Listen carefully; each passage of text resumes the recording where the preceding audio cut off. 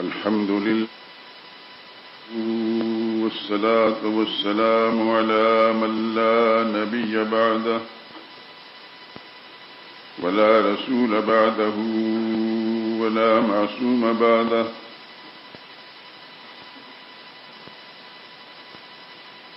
أما بعد فإن خير الحديث كتاب الله وخير الحدي هدي محمد صلى الله عليه وسلم وشر الأمور محدثاتها وكل محدثة بدعة وكل بدعة ضلالة وكل ضلالة في النار.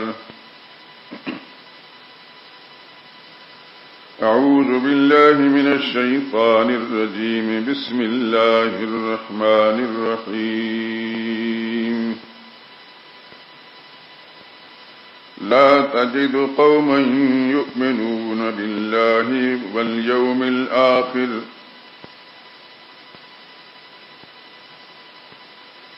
لا تجد قوما يؤمنون بالله واليوم الآخر يوادون من حاد الله ورسوله ولو كانوا آباءهم وأبناءهم أو إخوانهم أو عشيرتهم أولئك كتب في قلوبهم الإيمان وأيدهم بروح منه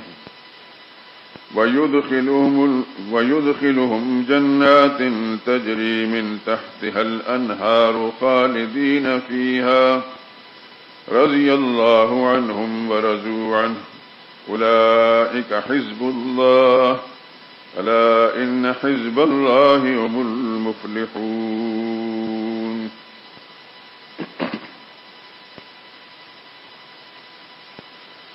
جو لوگ اللہ پر اور قیامت کے دن پر ایمان رکھتے ہیں تم ان کو اللہ اس کے رسول کے دشمنوں سے دوستی کرتے ہوئے نہ دیکھو گے، خواہ وہ ان کے باپ یا بیٹے یا بھائی یا خاندان ہی کے لوگ ہوں. یہ وہ لوگ ہیں جن کے دلوں میں اللہ نے ایمان پتھر پر لکیر کی طرح لکھ دیا ہے اور اپنے غیبی فیض سے ان کی مدد فرمائی ہے. وہ ان کو جنتوں میں جن کے نیچے نہریں بہ رہی ہیں داخل کرے گا، ہمیشہ ان میں رہا کریں گے. اللہ ان سے راضی ہے اور وہ اللہ سے راضی. یہی جماعت اللہ کا لشکر ہے، اور سن لو کہ اللہ کا لشکر ہی کامیاب ہونے والا ہے. سبحان ربک رب العزت عما یصفون وسلام علی المرسلین والحمد للہ رب العالمین.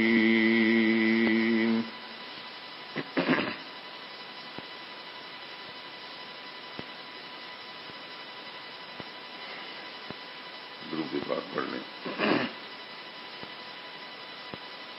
اللهم صل على محمد وعلى آل محمد كما صليت على إبراهيم وعلى آل إبراهيم إنك حميد مجيد.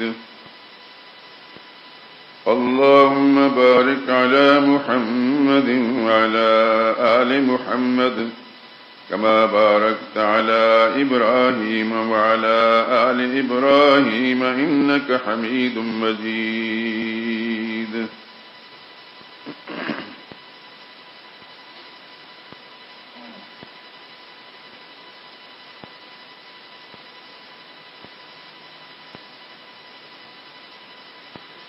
اس بات میں نہیں مجھے عابد کوئی کلام، میرے نبی کے بعد ہے صدیق کا مقام.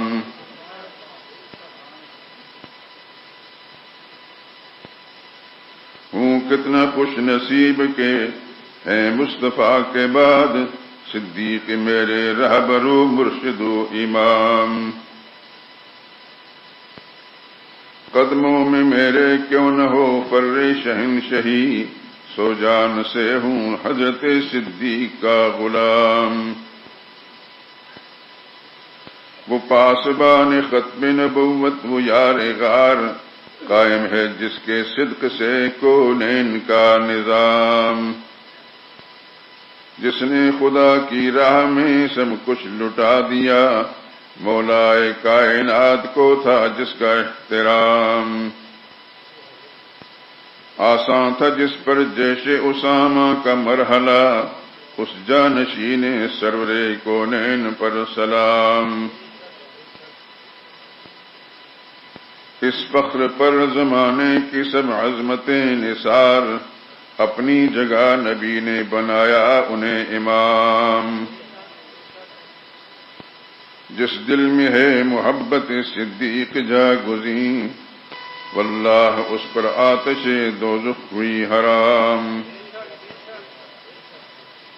چاہو اگر کہ دور دور ہوں ملت کی مشکلات، چاہو اگر کہ دور ہوں ملت کی مشکلات، نافذ کرو خلافت صدیق کا نظام، اصحاب مصطفیٰ میں وہ ایک مظہر جمال، میدان کارزار میں اللہ کا جلال، وہ اولی مصدقی پیغمبر خدا، اسلام پر نثار کیے جس نے جان و مال، ہر شخص کی نگاہ تھی صدیق کی طرف، جس وقت سرور دو جہاں کا ہوا وصال، ابو بکر سا نہیں کوئی امت میں دوسرا، لائے تو کوئی ڈھونڈ کے صدیق کی مثال، ان کے جلوں میں جلوہ نما دین کے پاس باں، عثمان و حیدر و عمر بوذر و بلال، غفلت میں جب سے چھوڑی ہے صدیق کی روش، اس وقت سے ہمارا مقدر بنا زوال، مداح جس کے خالق و جبریل و مصطفیٰ، میں اس کی منقبت کہوں میری کہاں مجال، وہ گلستان دی کا مہکتا ہوا گلاب، جس کو دیا حضور نے صدیق کا خطاب، وہ جس کی نیکیاں تھی ستاروں سے بھی فزوں، وہ جس سے مصطفیٰ کو محبت تھی بے حساب، وہ جس کا بدترین مخالف مسیلمہ، وہ جس کا بہترین صنافاں ابو تراب، ہم خواب آج بھی ہے رسول خدا کے ساتھ، ہم خواب آج بھی ہے رسول خدا کے ساتھ، ہر گام پر رہا جو نبوت کا ہم رکاب، عالم ہے آفتاب رسالت سے مستنیر، لیکن عتیق سب سے زیادہ ہے خوش نصیب، نقش قدم پہ ان کے ہوا جو بھی گام زن، دنیا میں سر بلند ہے عقبہ میں کامیاب، اس بات پر سب اہل ثقیفہ تھے متفق، اصحاب میں نہیں کوئی صدیق کا جواب، عابد یہ کہہ رہی ہیں میرے دل کی دھڑکنیں، اصحاب میں نجوم تو صدیق مہتاب،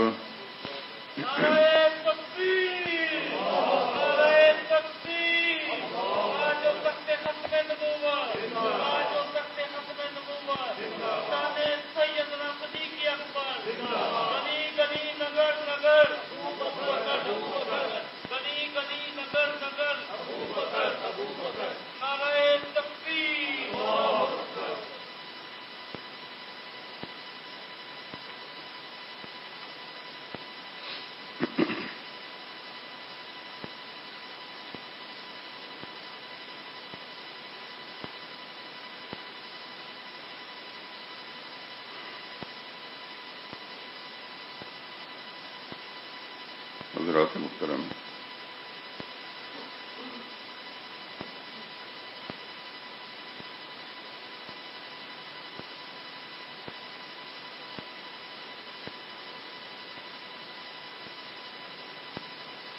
جس قدر بھی کتاب اللہ اور سنت رسول اللہ کا تجسس کیا جائے. کوئی انسان بھی اولاد آدم میں انبیاء کے بعد ابو بکر جیسا نظر نہیں آتا.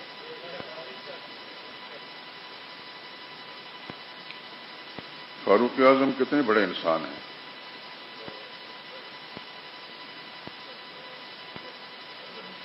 لیکن ایک مرتبہ ان دونوں بزرگوں میں کوئی تکرار ہو گیا.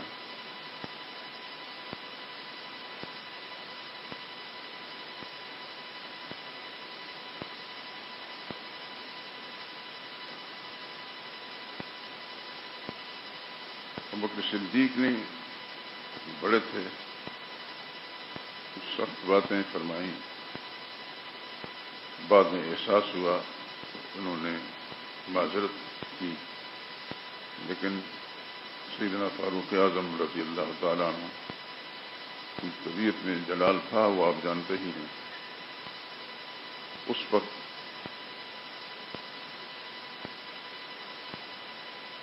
ان کی معذرت قبول نہ فرمائی.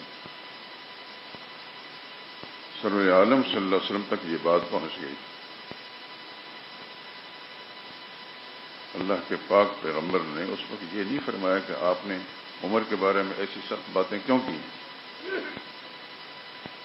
حضرت عمر کو مخاطب کر کے اور سب صحابہ کرام مخاطب کر فرمایا، کیا تم میرے لیے بھی میرے ساتھی کو نہیں چھوڑو گے؟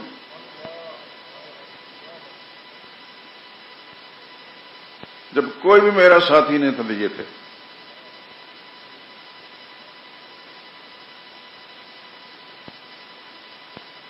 غالباً سیدہ عائشہ صدیقہ رضی اللہ تعالی عنہا سے یہ روایت ہے، لیکن مطلب رات کے وقت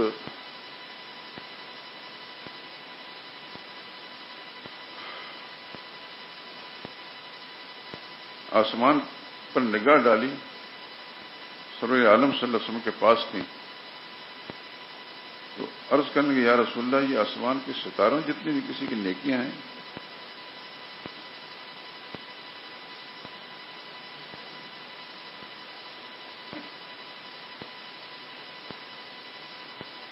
اللہ کے پاک پیغمبر صلی اللہ علیہ وسلم کا فرمایا، ہاں عمر کی نیکیاں ان سے زیادہ ہیں.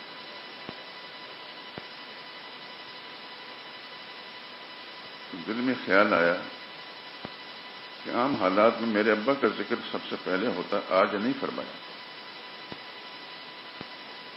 اور کہ یا رسول اللہ، تو میرے ابا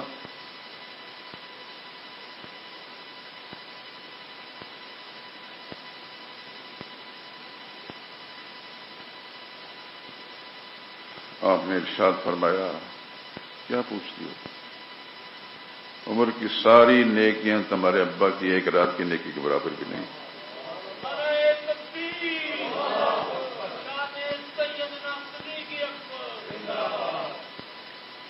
غالباً پچھلے جمعے میں نے یہ عرض کیا تھا کہ حضور نے صلی اللہ علیہ وسلم چندے کی جب اپیل فرمائی غزوہ تبوک کے موقع پر، یہ مشکل وقت تھا پیغمبر کی زندگی.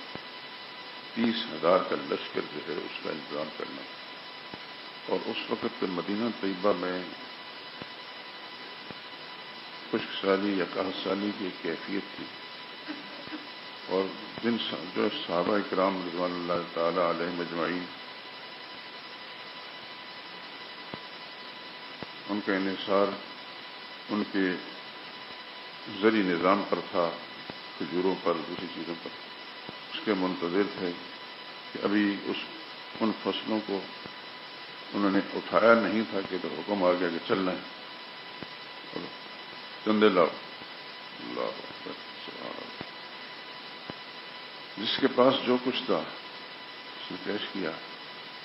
سیدنا فاروق اعظم رضی اللہ تعالیٰ عنہ فرماتے ہیں کہ اس دن میں ذرا خوشحال تھا، تو میں نے آدھا سرمایہ جتنا بھی گھر والوں نے چھوڑا، آدھا حضور صلی اللہ علیہ وسلم پیش کر دیا، اور دل میں یہ خیال تھا کہ آج میں ابو بکر سے بڑھ جاؤں. اللہ اکبر، اللہ اکبر. تھوڑی دیر کے بعد ابو بکر تشریف لائے، گھر کا سارا اثاثہ جو گٹری باندھ کر پیغمبر صلی اللہ علیہ وسلم کے خدمت میں ڈال دی.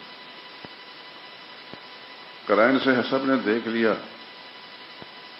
رسول اللہ صلی اللہ علیہ وسلم نے پوچھا،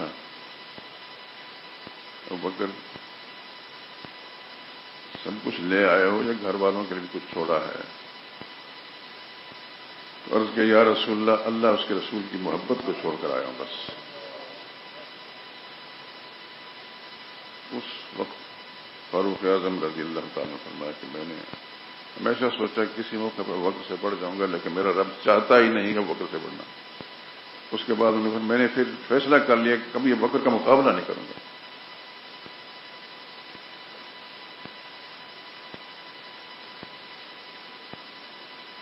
اچانک مجھے ایک بات یاد آئی، شاید اس سے پہلے کسی موقع پر عرض کر چکا۔ قرآن حکیم کے اندر ایک آیت ہے جو اللہ اس کے رسول کی اطاعت کرے گا، فَأُولَٰئِکَ مَعَ الَّذِينَ أَنْعَمَ اللَّهُ عَلَيْهِم مِّنَ النَّبِيِّينَ وَالصِّدِّيقِينَ وَالشُّهَدَاءِ وَالصَّالِحِينَ۔ جو اللہ رسول کی بات کو مان لے گا، اللہ اس کو پھر نبیوں کے ساتھ، صدیقین کے ساتھ، شہداء اور صالحین کے ساتھ رکھیں گے۔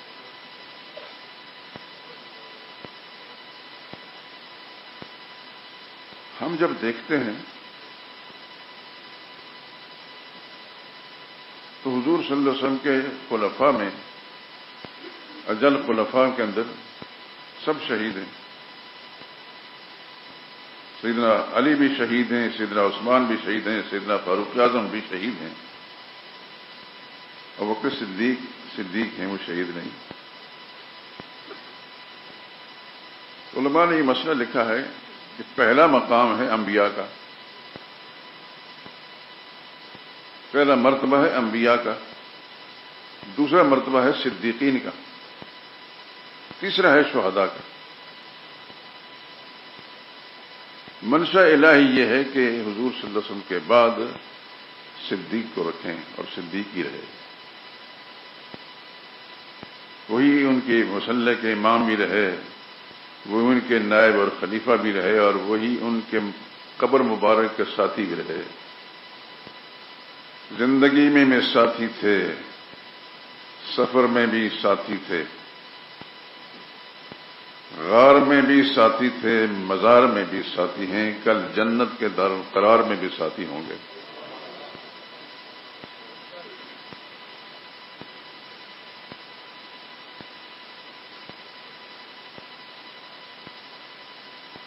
صدیق اکبر کی زندگی کا کوئی لمحہ ایسا نظر نہیں آتا، آپ کی جب سیرت اس کا تجسس کیا، کوئی لمحہ ایسا نہیں آتا حضور صلی اللہ علیہ وسلم کی مکی زندگی میں، نبوت سے پہلے بھی، کہ حضور صلی اللہ علیہ وسلم کے ساتھ انہوں نے رفاقت نہ اختیار کی۔ ان کے علم میں نہیں تھا کہ آنے والے زمانے میں یہ نبی بنیں گے۔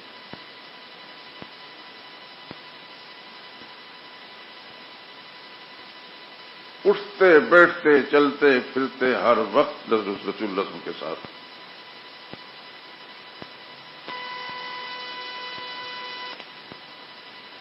یہ وہ زمانہ ہے کہ اس وقت نہ حضرت عثمان مسلمان ہوئے تھے، نہ حضرت فاروق اعظم مسلمان ہوئے تھے، نہ دیگر، سوائے ابو بکر کے مکی زندگی میں کوئی رسول اللہ کا ساتھی نہیں تھا۔ آپ کے اپنے خاندان بنو ہاشم میں بھی کوئی نہیں تھا، بنو تیم میں سے بھی کوئی نہیں تھا، بنو عدی میں سے بھی کوئی نہیں تھا، بنو امیہ میں سے بھی کوئی نہیں تھا، کسی بھی قبیلے کا کوئی شخص رسول اللہ کا ساتھی نہیں تھا۔ اگر کوئی تھا تو صرف ابو بکر تھا رضی اللہ تعالیٰ عنہ۔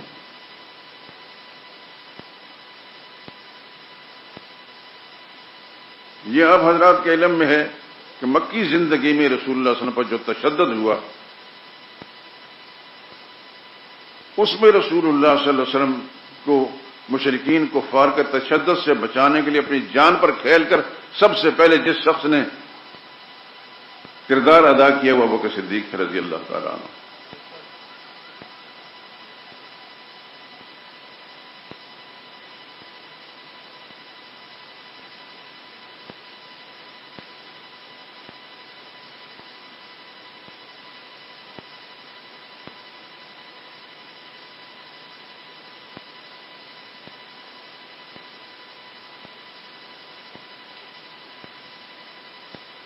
روایتوں میں آتا ہے کہ جب نبی کریم صلی اللہ علیہ وسلم کو معراج ہوئی تو آپ جانتے ہیں کہ معراج کا جو معاملہ ایسا ہے کہ اس کو آسانی کے ساتھ زمین پر بسنے والے انسانوں نے قبول نہیں کیا. تو جبریل امین نے پوچھ لیا رسول اللہ صلی اللہ علیہ وسلم سے کہ کون تمہارا ساتھ دے گا, تمہاری بات کی تصدیق کون کرے گا؟ حضور نے فی البدی فرمایا ابو بکر کریں گے.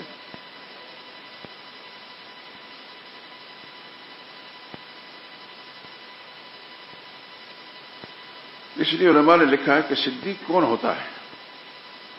الذی لا یخالف قالہ و حالہ, جس کا ظاہر اور باطن ایک دوسرے سے متفق ہو. یہ نہیں کہ باطن میں کچھ ہے اور ظاہر میں کچھ ہے, ایسا نہیں. صدیق اسے کہ اندر باہر جس کا ایک جیسا ہے. الذی لا یتغیر الظاہر من الباطن, جس کا ظاہر باطن سے متغیر نہیں ہے, جو ظاہر ہے وہی باطن ہے. الذی یبذل الکونین فی رضا محبوب ہی, صدیق وہ ہوتا ہے ساری کائنات کو اپنے محبوب کی خوشنودی پر قربان کر دیتا ہے.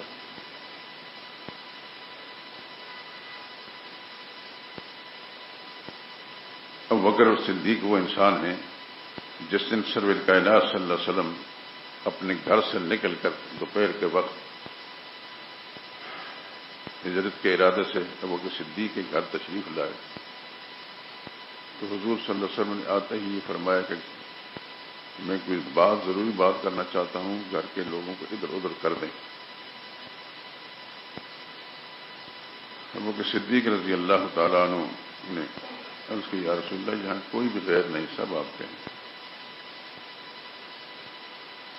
کیسے تشریف لائے؟ فرمایا مجھے حکم ہو گیا ہجرت کا. اتنی بات سن کر وقت صدیق پر عجیب سی وارفتگی کی کیفیت تاری اور ساتھ ساتھ بدن کام بھی رہا ہے اور آنسو بھی جاری ہیں, اور عرض کرتے ہیں یا رسول اللہ مجھے بھی, میں نے بھی جانا ہے ساتھ. رسول اللہ صلی اللہ علیہ وسلم آپ نے بھی جانا ہے. اللہ اکبر. اور پھر آپ نے بار سنا ہوگا, علماء سے پڑھا بھی ہوگا کہ حضور صلی اللہ علیہ وسلم کے سفر کا انتظام کھانے پینے کا رسول ابو بکر صدیق کے گھر میں کیا گیا. آپ کی صاحبزادیاں سیدہ اسماء, بڑی صاحبزادی اسماء بنت ابی بکر اور ان کے معاون کی سیدہ عائشہ صدیقہ رضی اللہ تعالی عنہا, انہوں نے فوری طور پر کھانا تیار کیا سفر کا. اور جس برتن کے اندر اس کھانے کو رکھنا تھا اس برتن کو باندھنے کے لیے کسی چیز کی ضرورت جو تھی تو اب حضرت اسماء بنت ابی بکر کا جو کمر بند تھا اس کو, اور کوئی چیز نہیں تھا, کمر بند کو نکال کر اس کو پھاڑ کر آدھا کر کے اپنے کمر باندھی اور آدھا اس برتن کے ساتھ باندھ دیا. اس لیے ان کے نام کے ساتھ ذاتاً نطاقین آتا ہے. اور پھر مزے کی بات یہ ہے کہ رسول اللہ صلی اللہ علیہ وسلم وہاں سے جب نکلتے ہیں تو ابو بکر صدیق ساتھ ہیں. اس سے پہلے قرائن سے ابو بکر صدیق کو معلوم ہو چکا تھا کہ یہ کچھ ہونا ہے. ابو بکر صدیق نے اپنے صاحبزادے عبد الرحمن بن ابو بکر کو پہلے سمجھا دیا تھا کہ آپ نے قریش مکہ کی سرگرمیوں سے ہمیں آگاہ کرنا ہے. اور ایک عامر بن فہیرہ ایک غلام تھا, اس کو کہا کہ تو بکریاں لے کر جہاں ہم جائیں گے اس کے قریب جا کر چلانا. چنانچہ آپ حضرات جن کو اللہ نے وہاں کی سعادت نصیب فرمائی ہے, اللہ بار بار آپ کو وہاں لے جائے, اللہ بار بار آپ کو بھی مجھے بھی لے جائے اور قبول فرمائے. آپ نے دیکھا ہوگا کہ حرم پاک سے تھوڑے سے فاصلے پر وہ پہاڑ ہے, بڑا اونچا پہاڑ ہے جسے جبل سور کہا جاتا ہے, سور پہاڑ. اس پہاڑ پر طے شدہ پروگرام ہوگا ابو بکر صدیق کا, بڑا اونچا پہاڑ ہے. میں تو سچی بات یہ کہ کوشش کے بعد 3 دفعہ کوشش کی, اونچا نہیں, اس پر چڑھ نہیں سکا. میں بڑا نادم ہوں, اب بھی پشیمان ہوں. اللہ شاید کوئی موقع دے دے, اللہ آپ کو بھی وہاں لے جائے. غار حرا میں تو الحمدللہ جانے کی سعادت نصیب ہوئی ہے, اس جگہ میں جہاں اللہ کے پاک پیغمبر صلی اللہ علیہ وسلم نے بیٹھ کر عبادت فرمائی تھی. وہاں پہنچ کر یہ سارا کچھ ہوا ہے. لیکن جبل سور کافی اونچا ہے, اس پر جا نہیں سکے. خواہش تھی، اب بھی ہے، میرا رب جیسا چاہے گا. خیر کہنے کا مقصد یہ ہے کہ وہاں اونچا پہاڑ ہے اور بکر صدیق کی ہستی پر قربان جائیں. رسول اللہ صلی اللہ علیہ وسلم کو اپنے کندھے پر بٹھا کر اس پہاڑ جبل سور پر اوپر تک لے گئے. یا اللہ، میں سوچ سوچ کر حیران رہ گیا ہوں، کیا انسان تھا یہ.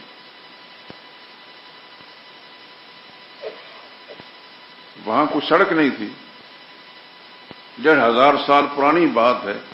پگڈنڈیاں تھیں یا نہیں تھیں؟ کس طرح بکر صدیق نے یہ ساری مشقت اٹھائی اور پہاڑ کی چوٹی پر لے جا کر غار کے باہر رسول اللہ صلی اللہ علیہ وسلم کو اتار کر عرض کہ یا رسول اللہ تھوڑی دیر آپ یہاں آرام فرمائیں، میں اندر جاتا ہوں، صفائی کرتا ہوں. اور اندر تشریف لے گئے. وہاں کوئی لائٹنگ نہیں تھی، روشنی نہیں تھی، بیٹریاں یہ چیزیں نہیں تھیں، اندھیرا تھا. کس انداز سے اس شخص نے اندر محنت کر کے صفائی کی ہوگی، روڑے ہٹائے ہوں گے، اور پھر ادھر ادھر ہاتھ لگا کر اندر کا جو نظام تھا دیکھا کہ سوراخ ہے جگہ جگہ اس غار کے اندر. اس خیال سے کہ کہاں اس میں کوئی موذی جانور نہ ہو، اپنی چادر پھاڑ پھاڑ کر ہر جگہ سوراخ بند کی. اللہ کی شان کے ایک سوراخ رہتا تھا اور چادر ختم ہو گئی. رسول اللہ صلی اللہ علیہ وسلم سے عرض کیا یا رسول اللہ آپ تشریف لائیں. آپ تشریف لے گئے، نیچے بیٹھے اور اس جگہ جہاں سوراخ رہ گیا تھا وہاں اپنی ایڑی لگائی. ادھر سے کوئی موذی آیا تو کم از کم حضور صلی اللہ علیہ وسلم کو نقصان نہیں پہنچائے گا، مجھے ہی پہنچائے گا. اللہ اکبر. رسول اللہ صلی اللہ علیہ وسلم آرام فرمانے لگے ان کی گود میں، اور موذی واقعتاً نکلا. اس نے ڈنگ مارا. اور سانپ آپ اندازے کرتے ہیں کہ کس قدر زہریلا ہوتا ہے. پہلے تو کچھ برداشت کیا لیکن بعد میں برداشت سے باہر ہو گیا اور ہلے نہیں حضور کے آرام کی خاطر. کس قدر تکلیف برداشت کی اس شخص نے، اور کیا ایمان تھا اس کا. لیکن وہ اندر کی جو تکلیف ہے ان کے آنسوؤں کے ذریعے سے باہر نکلی اور رو پڑے، اور اس انداز سے روئے کہ ان کے آنسو رسول اللہ صلی اللہ علیہ وسلم کے چہرہ انور پر آ پڑے. رسول اللہ صلی اللہ علیہ وسلم کی آنکھ مبارک کھل گئی ہے. تو فرمانے لگا ابو بکر کیا بات ہے؟ عرض کہ یا رسول اللہ اس موذی نے ڈس لیا ہے. کہاں؟ ایڑی پر. حضور صلی اللہ علیہ وسلم نے فرمایا وہ ایڑی ادھر کریں. انہوں نے حضور صلی اللہ علیہ وسلم قریب کیے. رسول اللہ صلی اللہ علیہ وسلم نے اپنی زبان مبارک سے لعاب مبارک نکال کے اس ایڑی پر لگایا. اللہ پاک نے تکلیف رفع کر دی. کبھی کبھی میں سوچتا ہوں ابو بکر تیری ذات پر قربان جائیں، تو کیا انسان تھا. پیغمبر کی خاطر تو نے کیا قربانی دی، اور تیری ایڑی پر قربان کہ تیری ایڑی پر اللہ کے پاک پیغمبر کے منہ مبارک سے، وہ منہ جس پر خدا کی وحی جاری ہوتی تھی، اس سے لعاب نکل کر لگایا گیا. تو کتنا خوش نصیب انسان ہے.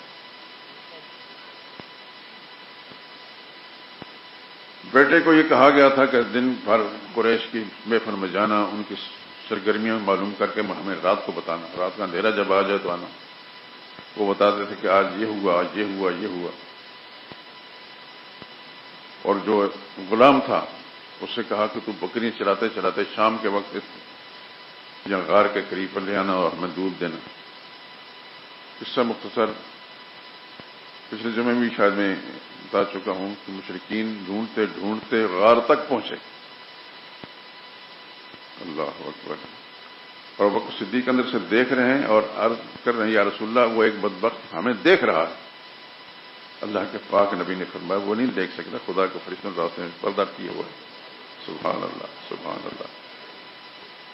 اور ابو بکر صدیق جب پریشان ہوئے تو حضور صلی اللہ علیہ وسلم کی حدیث میں الفاظ موجود ہیں، ما ظنک باثنین. ابو بکر کیوں پریشان ہوتے ہیں؟ تم ان دو کے بارے میں کیا خیال ہے؟ اللہ و ثالثہما، جن کا تیسرا اللہ ہے. سبحان اللہ سبحان اللہ. اور مشرکین آ کر آپس میں گفتگو کر رہے ہیں کہ اندر جا کر دیکھیں تو صحیح. دوسرے کسی نے کہا کہ یہاں تو مکڑی نے جو جالا تنا ہوا یہ تو محمد کی پیدائش سے بھی پہلے کا ہے. دیکھیں خدا کس طرح حفاظت کرتا ہے. اور بعد نے کہا کہ ایک کبوتری نے انڈے بھی دیے ہوئے تھے. یہ سارا کچھ دیکھ کر مشرکین یہ خدا کا حفاظتی نظام دیکھا. میرا رب جو چاہے کرتا ہے. اللہ اکبر اللہ اکبر اللہ اکبر. مشرکین وہاں سے خائب و خاسر ہو کر وہاں لوٹے اور 3 دن اس غار کے اندر رہنے کے بعد ہم سیدنا ابوبکر صدیق رسول اللہ صلی اللہ علیہ وسلم کو لے کر چلے. وہ ساری تفصیلات نہیں بیان کر سکتا کیوں بڑا لمبا ایک مسئلہ. میں نے صرف یہ بتانا تھا کہ ابوبکر کیا انسان ہے. یہی وجہ علماء نے لکھا ہے کہ سب خلفاء کو شہادت ملی, ابوبکر صدیق کو شہادت ملی کیونکہ شہادت کا درجہ نیچے ہے اور صدیقیت کا درجہ اونچا ہے. نبی کے بعد درجہ صدیق کا ہے, صدیق کے بعد درجہ ہے شہید کا. حضرت عمر شہید ہوئے, عثمان شہید ہوئے, حضرت علی شہید ہوئے, ابوبکر صدیق شہید نہیں ہوئے, اس لیے کہ اللہ اس مقام پر ان کو رکھنا چاہتا جس مقام پر منشا خدا بندی ہے. مجد الفسانی رحمۃ اللہ تعالیٰ اس بر صغیر میں آپ کے علم میں ایک بہت بڑے اللہ کے ولی گزرے ہیں. ہندوستان میں ان کا مزار ہے. مغلوں کے زمانے کے اندر یہ گزرے ہیں. عجیب انسان تھے, عجیب انسان, خدا کی قسم. اس زمانے میں حکمران خاص طور پر جہانگیر یہ ہر آنے والے سے سجدہ کراتا تھا اپنے آپ. تھے مسلمان خدا پہلے, لیکن ایک عورت جو ایران سے آئی تھی اس نے آ کر سارا سب نظام تباہ کر دیا. گندا عقیدہ لے کر آئی. پھر اس پر تبصرہ کرنے کی ضرورت نہیں اس وقت. یہ اپنے آپ کو سجدہ کراتا تھا. اور وہ حضرت مجد صاحب رحمۃ اللہ تعالیٰ کو جب پتہ چلا کہ یہ اپنے آپ کو سجدہ کراتا ہے, مسلمان کہلاتا ہے, مجد صاحب نے اس کے خلاف تحریک چلائی. جہانگیر کو پتہ چل گیا کہ ایک مولوی ہے, احمد نام ہے اس کا, مجد صاحب کا نام احمد, شیخ احمد سرندی. مجدد تو ان کا ایک اعزاز تھا. مولوی احمد جو ہے آپ کی مخالفت کرتا ہے. بادشاہ نے کہا کہ کسی طریقے سے ان کو لایا جائے. اب عام دروازے سے جائیں گے تو انہوں نے کہاں سجدہ کرنا ہے. ان کو باریک چھوٹی سی کھڑکی بنائی گئی, کھڑکی سے اندر کرنا ہے. کہ کھڑکی سے اندر ہوں گے تو گردن جھکا کر کے ہم سمجھیں گے کہ اس نے سجدہ کر لیا بادشاہ.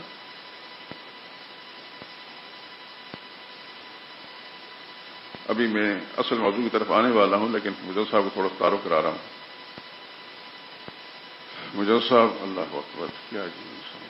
اللہ والے لوگ کیا ہوتے ہیں. اللہ سے دعا کریں میرے دوستوں, اپنے لیے بھی اور میرے لیے. یا اللہ ہمیں ہماری ظاہر باطن سوچ اور فکر کو یا اللہ تو اپنی مرضی کے مطابق بنا دے. ہم جو سوچیں یا اللہ تو اس سے راضی ہو, تیری رضا کے مطابق ہو. مجد صاحب رحمۃ اللہ تعالیٰ علیہ اندازہ ہو گیا کہ یہ ایسی حرکت کرنے لگے. مجد صاحب نے پہلے اپنی ٹانگیں داخل کی, سر پیچھے کیا. اللہ اکبر. جہانگیر اپنے کمترا کے ساتھ بیٹھا تھا. یہ پہنچے, اس نے کہا کہ آپ ہمارے اس مشن کے خلاف ہیں. کہنے لگے مشن کیا ہے, میں تو مسلمان ہوں اور مسلمان آپ کو مسلمان ہی سمجھتا ہوں اور آپ مسلمان ہی والا کام کریں. کہنے لگے آپ اس کو گنجائش نہیں سمجھتا کہ کوئی مجھ کو سجدہ کرے گا. نہیں, اب سجدے کے لائق نہیں, وہ صرف اللہ کی ذات ہے. بادشاہ نے ان کو قلعہ گوالیار میں بند کر دیا مجد صاحب کو. اس سے پہلے بھی شاید کسی موقع پر میں ذکر کر چکا ہوں, لیکن کافی درمیان عرصہ گزر گیا, تو آج توجہ کے ساتھ بات کو سن لیں آپ. قلعہ گوالیار میں بند کر دیا مجد صاحب کو. حکمرانوں کو غور ہوتا کیا ہے. چنانچہ کچھ دنوں کے بعد بادشاہ نے داروغہ جیل جو ہے اس سے پوچھا کہ اس مولوی کا دماغ ٹھیک ہوا ہے. تو اس داروغہ نے جواب میں کہا کہ اس کا کیا دماغ ٹھیک ہوتا؟ اس نے جیل کے اندر سب کے دماغ ٹھیک کر دیے. اس نے کہا کیا مطلب؟ کیا مطلب یہ ہے کہ جو لوگ فاسق، فاجر، قاتل، چور، ڈاکو تھے، یہاں آ کر اس اللہ کے بندے نے ان کو ایسا خدا کے ساتھ لگایا کہ ہر وقت ذکر الہی میں مصروف ہوتے ہیں. اللہ اکبر. بادشاہ کہ میری ساری تدبیر فیل ہو گئی. اب سوچ ہی رہا تھا کہ اچانک اللہ پاک نے اس کے پیٹ میں درد پیدا کر دیا. اس وقت اپنی حکومت مملکت میں جتنے طبیب، ڈاکٹر، حکیم تھے، سب بلائے گئے کہ بادشاہ کا علاج کرنا ہے. جب اللہ تعالیٰ نے بطور سزا کے اس کو درد پیدا کیا تو علاج کیسے ہوگا؟ کچھ بھی نہ ہوا. آخر بادشاہ نے اپنی کمزوری چھپانے کے لیے رات کے اندھیرے کے اندر ایک ایسی کوٹڑی کے اندر جا کر اللہ سے فریادیں کہ یا اللہ مجھے کس جرم کی سزا میں پکڑ لیا. اپنے آپ کو مسلمان سمجھتا تھا. غیبی آواز آئی تو نے میرے بندے کو پکڑا، میں نے تجھے پکڑ لیا ہے.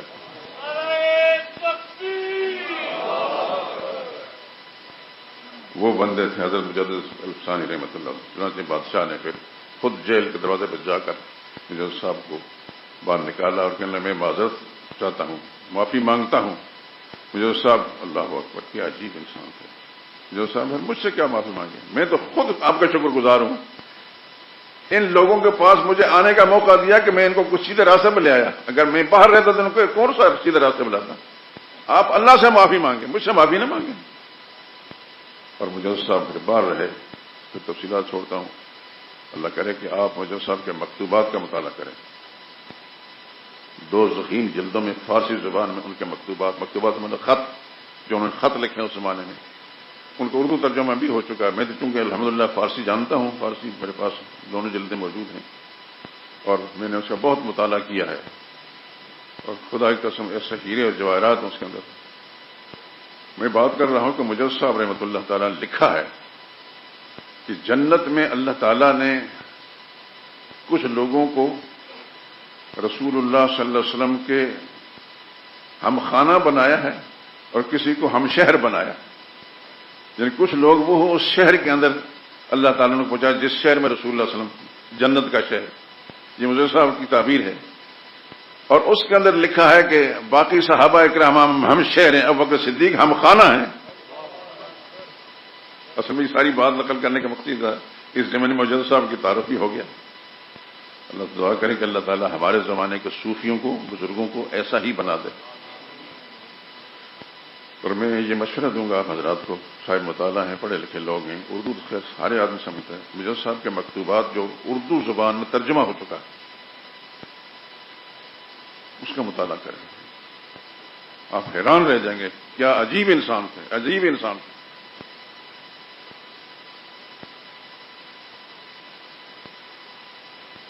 مجدد صاحب نے یہ لکھا ہے کہ کچھ لوگ حضور صلی اللہ علیہ وسلم کے ہم شہر ہیں، یعنی اس شہر میں بسیں گے جنتی، اور کچھ ہم خانہ ہیں، ہم خانہ میں ابو بکر صدیق کا نام لیا گیا.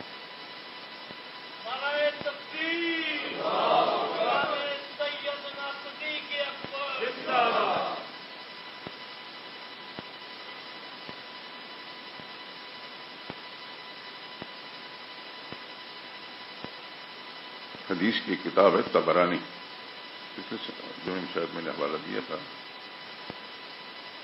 22-23 جلدوں کی 24 جلدوں کتاب ہے عربی زبان میں. اس کی پہلی جلد کے اندر میں نے خود اپنی آنکھوں سے دیکھا، پہلی جلد کے صفحہ 55 پر سیدنا علی رضی اللہ تعالیٰ عنہ سے روایت ہے. جو راوی ہیں وہ کہتے ہیں سمعت علیاً، میں نے سنا حضرت علی رضی اللہ تعالیٰ یحلف باللہ، وہ قسم کھا کر کہتے تھے انزل اسم ابی بکر من السماء صدیق، قسم کھا کر کہتے تھے اللہ نے آسمان سے ابو بکر کا نام صدیق رکھا ہے.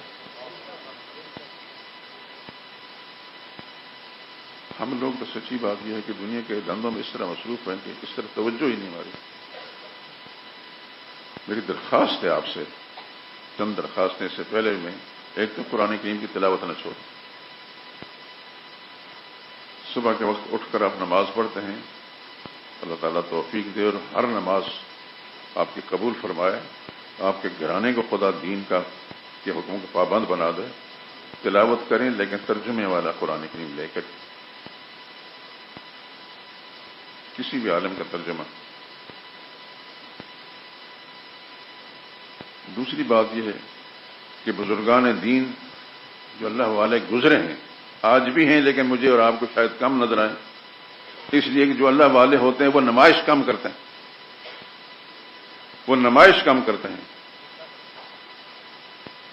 اور یہ جو گدیاں بنائی ہوئی ہیں، بس اللہ سے دعا کریں اللہ پاک ان کو ہدایت دے دے، اور ان کے ذریعے سے جو شر پھیل رہا ہے عقیدہ کا شر، اللہ اس سے اس قوم کو، اس امت مسلمہ کو محفوظ فرمائے. یہ دنیا رہ جانی ہے، خدا کی قسم کچھ نہیں رہنا، سب کچھ رہ جانا ہے. یہ گدیاں بھی رہ جائیں گی اور پیسے بھی رہ جائیں گے، سب کچھ رہ جائیں گے. ایک انسان اپنی جان لے کر جائے گا خدا کے سامنے. ایمان سلامت ہے تو خوش نصیب ہے، نہیں تو خسر دنیا والآخرہ، دنیا آخرت برباد ہے.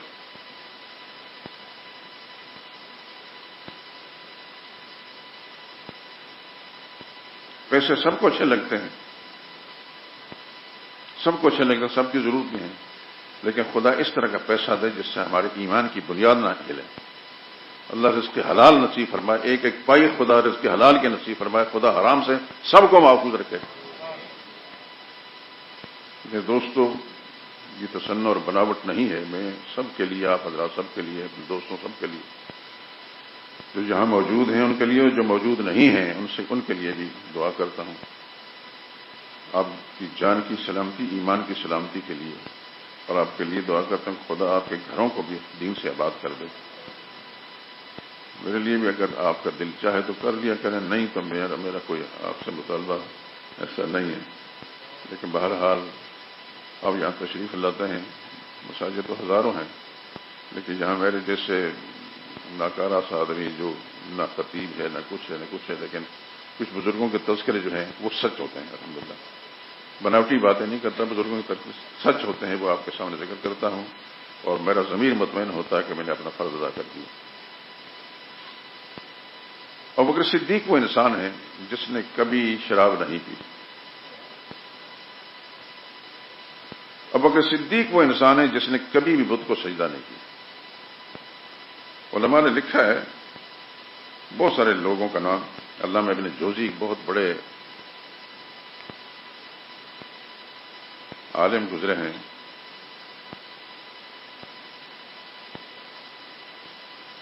بہت ساری کتابیں انہوں نے لکھی، بہت کتابیں. کہ ابوبکر صدیق نے زمانے جاہلیت میں اسلام آنے سے پہلے، ابھی مسلمان تو بعد میں ہوئے، اس وقت بھی انہوں نے کسی بت کو سجدہ نہیں کیا. لیکن ابوبکر صدیق کے ساتھ چند اور ناموں بھی لکھے ہیں: زید بن عمر بن نفیل، ورقہ بن نوفل، عبید اللہ بن جہش، عثمان بن حویرث، رباب بن برا، اسد بن قریب حمیری، قس بن سائدہ، ابا قریش بن سرمہ وغیرہ. یہ کچھ لوگ ایسے خوش نصیب گزرے ہیں کہ جنہوں نے زمانہ کفر کے اندر بھی بتوں کو سجدہ نہیں کیا. اور شاید میں نے اس سے پہلے آپ کو سنایا تھا کہ وہ کہ صدیق وہ خوش نصیب انسان ہے کہ ان کی والدہ، خدا کی رحمتیں ان پر نازل ہوں. وہ فرماتی ہیں کہ ابوبکر صدیق ابھی ولادت ہوئی نہیں تھی تو غیبی کی آواز آئی: یا امت اللہ علی التحقیق، یہ اللہ کی نیک بندی، سچی بات یہی ہے، اب شریف بالولد العتیق، تمہیں خوشخبری ہو کہ ایسے بچے کی خوشخبری ہم دیتے ہیں جو جہنم کی آگ سے آزاد ہوگا. اسمہ فی السماء صدیق، اس کا نام آسمان میں صدیق ہے. ابوبکر کا نام یہ نہیں زمین پر نہیں رکھا گیا، آسمان میں بھی صدیق ہے. بمحمد صاحب و رفیق، وہ محمد مصطفیٰ کا ساتھی اور رفیق ہوگا. یہ وہ خوبیاں ہیں، آپ نے یقیناً کتابوں کا مطالعہ کیا ہوگا، علماء سنا ہوگا، کہ جو کسی اور صحابی میں ملتی نہیں. صحابہ سب ان کی جوتیاں ہمارے سر کا تاج. میں سب دوستوں سے ایک بات عرض کروں گا، آپ مختلف لوگوں کی باتیں بھی سنتے ہیں، کتابیں بھی پڑھتے ہوں گے. ایک بات یاد رکھیں، صحابہ کے بارے میں کسی اللہ کا قرآن جو کچھ کہتا ہے وہ سچ ہے، اور قرآن کے مطابق جو روایت ہے وہ سچ ہے، بس اس کے علاوہ اور کچھ بھی نہیں۔ قرآن کریم کی ایک سورت کے اندر ایک آیت میں آپ کو سناتا ہوں، والذین معہ اشداء علی الکفار رحماء بینہم، محمد الرسول اللہ، حضرت محمد اللہ کے رسول ہیں، والذین معہ، اور وہ سب لوگ جو ان کے ساتھی ہیں، اشداء علی الکفار، ان کی ایک صفت یہ ہے کہ وہ صرف کفار کے مقابلے میں بڑے سخت ہیں، رحماء بینہم، لیکن آپس میں بڑے پیار کرنے والے ہیں۔ بس یہ اس بات کو ذہن رکھیں۔ کسی روایت کے اندر بھی اگر صحابہ کے بارے میں آتا ہے فلاں فلاں کے بارے میں یہ کیسا کرتا تھا، وہ بکواس ہے، کوئی روایت نہیں ہے، وہ کسی راوی کی من گھڑت بات ہے۔ قرآن سچ کہتا ہے، قرآن سچ کہتا ہے، رحماء بینہم، آپس میں پیار کرنے والے تھے، قرآن کو نہیں چھوڑ سکتے دوستو۔ کوئی شخص بھی کسے باشد لا علی التعیین کچھ بھی کہے، فلاں علامہ فلاں علامہ فلاں علامہ، علاموں کی کوئی حیثیت بھی نہیں، حتیٰ کہ بخاری حدیث کی بڑی کتاب، معتبر کتاب شمار ہوتی ہے، اس کے اندر بھی کوئی بات ایسی ہوگی اس کو چھوڑ دیں گے، اللہ کے قرآن کو نہیں چھوڑ سکتے۔ یہ ممکن نہیں ہو سکتا کہ خدا اپنے نبی کی زبان سے قرآن میں کچھ نازل فرمائیں اور نبی پھر اس قرآن کے خلاف کوئی اور بات کہیں، یہ ہو سکتا ہے؟ جس نبی پر خدا نے قرآن نازل کیا اور نبی نے اس قرآن کو اپنی زبان سے بیان فرمایا، امت تک پہنچایا، وہی نبی پھر قرآن کے خلاف کوئی بات کرے؟ یہ ممکن نہیں۔ اس کا مطلب یہ ہے کہ وہ راوی کی خباثت ہے، میں یہی کہوں گا اس کی خباثت ہے کہ اس نے ایسی بات نقل کر دی امت تک جو قرآن کے خلاف ہے۔ صحابہ لا علی التعیین، کوئی بھی ہو، بڑے تو بڑے ہیں، رسول اللہ صلی اللہ علیہ وسلم کے ایک دن کا رفیق، ایک دن کا جو ساتھی ہے، ایک دن کا ایمان لایا اور اسی ایمان کے ساتھ دنیا سے چلا گیا، وہ بھی ساری دنیا کے اولیاء اللہ کا سردار ہے، ساری دنیا کے اولیاء اللہ کا سردار ہے۔ اس بات کو اچھی طرح ذہن نشین فرما دیں۔ ہر ایک کو پیغمبر کی صحبت نصیب نہیں ہوتی، جس کو خدا نے نبی کی مجلس میں پہنچا دیا وہ ساری کائنات سے بڑھ گیا، چاہے ایک ہی دن کا ساتھی ہے اور اسی ایمان کے ساتھ دنیا سے چلا گیا، وہ ساری دنیا کے اولیاء اللہ سے بڑھ کر ہے۔ آپ کو یاد ہوگا کچھ عرصہ پہلے میں نے آپ حضرات سے ایک بات کہی تھی کہ میرے مشن میں 3 باتیں ہیں، بس یہ سنانی ہے، باقی میرا مشن نہیں۔ سب سے پہلے خدا کی توحید ہے۔ اللہ مجھے بھی اور آپ کو بھی، آپ کی نسلوں کو بھی، آپ کے حلقہ احباب کو بھی اپنی توحید پر قائم رکھے۔ دوسرا، محمد مصطفیٰ صلی اللہ علیہ وسلم کی عظمت اور رسالت، یہ میرے مشن میں ہے۔ اور تیسری بات، رسول اللہ صلی اللہ علیہ وسلم کی پاکیزہ جماعت، ان کی صداقت، یہ میرے مشن میں، اس کے علاوہ اور کوئی چیز میرے مشن میں نہیں۔ بس مختصر سی بات میں آپ کو کہتا ہوں، اللہ سے میرے لیے دعا کریں کہ خدا مجھے اپنے موقف پر، میرے دل کی کیفیت کو میرا رب جانتا ہے، قائم رکھے اور اس پر کامیابی عطا فرمائے، اور میں جس کام میں لگا ہوا ہوں تحریراً یا تقریراً، اور آپ حضرات کے لیے الحمدللہ میں دعا کرتا ہوں، اور کچھ کر تو نہیں سکتا، کچھ دے نہیں سکتا، لیکن زبان تو میری چلتی، دعا کرتا ہوں خدا میرے سارے ساتھیوں کو یا اللہ دین دنیا دونوں میں کامیاب کرے، سکھ سکون نصیب فرمائے، پریشانیوں سے خدا محفوظ رکھے۔ یہ دعا ضرور آپ حضرات کرتا ہوں، خدا قبول کرنے والی ذات ہے۔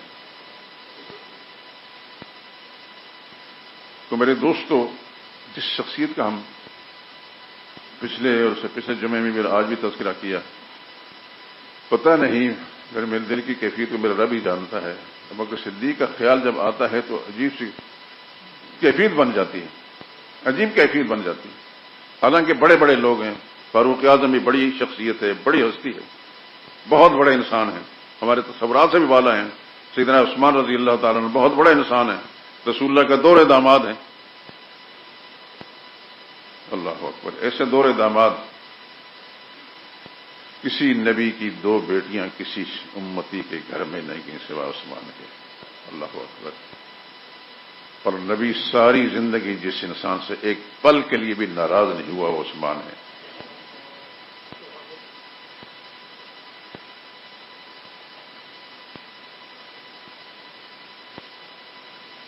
تو صحابہ ہیں،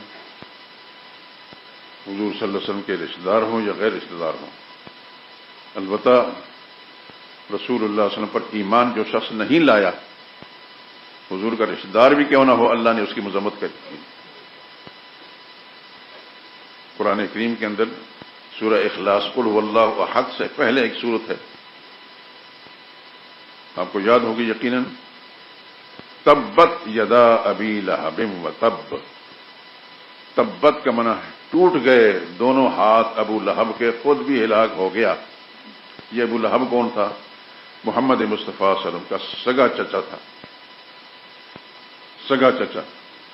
لیکن جن ہاتھوں کی مذمت اللہ پاک نے فرمایا، ان ہاتھوں سے اس نے رسول اللہ صلی اللہ علیہ وسلم پر پتھر پھینکے تھے.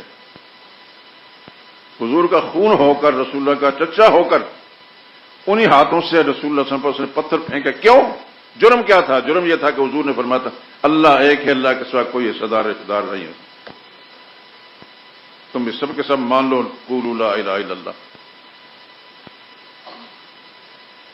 یوں تو ابو جہل بھی حضور صلی اللہ علیہ وسلم کا دشمن تھا، بہت بڑا دشمن تھا. اس کی ٹیم کے بہت سے لوگ رسول اللہ صلی اللہ علیہ وسلم کے دشمن رہے.